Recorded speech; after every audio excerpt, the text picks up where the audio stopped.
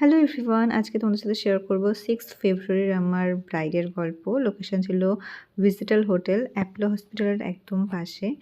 আর আমার call time ছিল 8:30টায়। তো আমি 8টার মধ্যেই লোকেশনে পৌঁছে যাই। গিয়ে ব্রেকফাস্ট কমপ্লিট করে কিছুক্ষণ ওয়েট করার পরই ব্রাইড চলে আসে।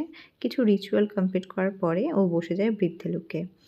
আর এটা ছিল ওর বৃদ্ধি লুক। আর বৃদ্ধি লুকের রিভিউটা ওর মুখ থেকেই তোমরা শুনে নাও। আমার পছন্দের যে লুকটা আমি সিলেক্ট করেছিলাম সেই রকমই সাজানো হয়েছে, খুবই ভালো, সিম্পল অ্যান্ড ন্যাচারালের মধ্যে। আমার পছন্দ হয়েছে তো? হ্যাঁ। রিভিউটা বৃদ্ধির আশীর্বাদের পরে নেওয়া হয়েছে, ওর জন্য তোমার কপালে সিঁদুরের টিপটা দেখতে পাচ্ছ। এরপরে আমি চলে গেলাম দুপুরে লাঞ্চ করতে, কারণ লাঞ্চের পরেই ওর গায়ে হলুদের টাচ আপ করতে হবে। কিন্তু এরপর আমাকে জয়েন করতে হলো ওর হলুদ কোটার নিয়মে, কারণ ওদের লোক সংখ্যা কম ছিল, ওই জন্য আমাকে পার্টিসিপেট করতে হলো। তারপরে দেখো হলুদ লুকের জন্য ওকে রেডি করে দিয়েছি, জাস্ট কিছু টাচ আপ আর শাড়ি গয়না এসব করে দিয়েছি। আর গায়ে হলুদের পরে ওর ফাইনাল লুকটার জন্য ওকে বসিয়ে দিয়েছি। আর ওর কিন্তু আজকে হাতের কলকাটাও করেছি, ওর সাবেকি লুক একটা পছন্দ ছিল, সেই হিসেবে হাতের কলকাটা করা হয়েছে।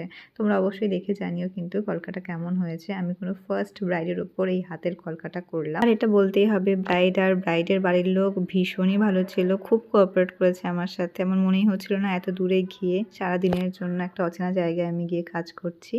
আর ও কিন্তু আমার বিয়ের লুক দেখে সেই পিকচার রেফারেন্সে পাঠিয়ে এই বুকিংটা করেছিল।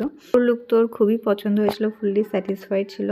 তোমাদের এই লুকটা কেমন লাগলো অবশ্যই জানিও। নেক্সট ভিডিওতে ওর রিসেপশন লুকও শেয়ার করব। তো এই ভিডিওটা এইটুকুই। বাই।